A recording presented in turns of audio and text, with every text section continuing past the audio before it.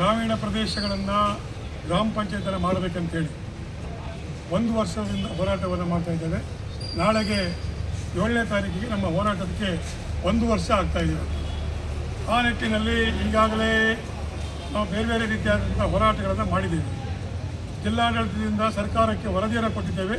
ಜಿಲ್ಲಾಡಳಿತ ಹೇಳ್ತಾ ಇದೆ ಇವತ್ತು ಹಿಂದೆ ಏನು ಪಟ್ಟಣ ಪಂಚಾಯತನ್ನು ಮಾಡಿದ್ದೀರಿ ಅದು ಸರಿ ಇಲ್ಲ, ಹೊಸ ವರದಿಯನ್ನು ಕೊಟ್ಟಿದ್ದೇವೆ, ಇದನ್ನು ಗ್ರಾಮ ಪಂಚಾಯತನ್ನು ಮಾಡಿದ್ದೇವೆ. ಇಲ್ಲಿವರೆಗೆ ಸರ್ಕಾರ ಅದನ್ನು ಮಾಡಲಿಲ್ಲ.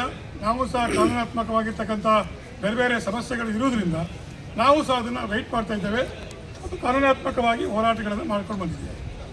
ಆದ್ದರಿಂದ ಇನ್ನು ನಮ್ಗೆ 1 ವರ್ಷ ಆಗಿದೆ. ಇನ್ನು ನಮಗೆ ರೈತರಿಗೆ ನ್ಯಾಯವನ್ನು ಕೊಡಲಂತಾದರೆ ನಾವು ಸುಮ್ಮನಿರಲಿಕ್ಕೆ ಸಾಧ್ಯ ಇಲ್ಲ. ರೈತರಿಂದ ದೊಡ್ಡ ರೀತಿಯಾಗಿ ವಿರೋಧಗಳು ಇವತ್ತು ಆಗ್ತಾ ಇದೆ. ನಾವು ಕೂಲಿ ಕಾರ್ಮಿಕರು, ಕೂಲಿ ಹೋಗ್ತಾ ಇರುವವರು, ನಾವು ನಮಗೆ ನ್ಯಾಯವನ್ನು ಕೊಡಿ ಅಂತೇಳಿ ಈ ರೀತಿಯಾದಂಥ ಹೋರಾಟವನ್ನು ಮಾಡೋದು ಸಹ ಸರ್ಕಾರ ಇದಕ್ಕೆ ಸ್ಪಂದಿಸ್ತಿಲ್ಲ ಅಂತಾದರೆ ನಾವು ಸುಮ್ಮನೆ ಕೂತ್ಕೊಳ್ಳೋ ಪ್ರಕ್ರಿಯೆ ನಾವು ಮುಂದಿನ ದಿವಸಗಳಲ್ಲಿ ದೊಡ್ಡ ರೀತಿಯಾದಂಥ ಹೋರಾಟಕ್ಕೆ ಕೈ ಹಾಕ್ತೀವಿ ಅಂತಕ್ಕಂಥ ಮಾತನ್ನು ಹೇಳ್ತಾ ಇದ್ದಾರೆ. ಪೂರಕವಾಗಿ ನಾಳೆ 7ನೇ ತಾರೀಕಿಗೆ ಬೆಳಗ್ಗೆ ನಮ್ಮ ಎಲ್ಲ ರೈತ ಬಾಂಧವರು ನಾಳೆ ಶನೇಶ್ವರ ದೇವಸ್ಥಾನದ ಮೆರವಣಿಗೆಯಲ್ಲಿ ಬಂದು ನಮ್ಮ ತಾಲೂಕು ಆಫೀಸಿನ ಎದುರಿಗೆ ನಾಳೆಗೆ ಧರಣಿ ನಾವು ಕೂತ್ಕೊಳ್ತಾ ಇದ್ದೇವೆ. ನಾಳೆಗೆ ನಮಗೆ ಏನಂತ ನನಗೆ ಜಿಲ್ಲಾಡಳಿತ ಮತ್ತು ಸರ್ಕಾರ ಸ್ಪಷ್ಟವಾಗಿ ಹೇಳಬೇಕು, ಅದಾಗ್ತದೋ ಇಲ್ಲವೋ ಅಂತ ನಮಗೆ ಮಾಹಿತಿಯನ್ನು ಕೊಡಬೇಕು.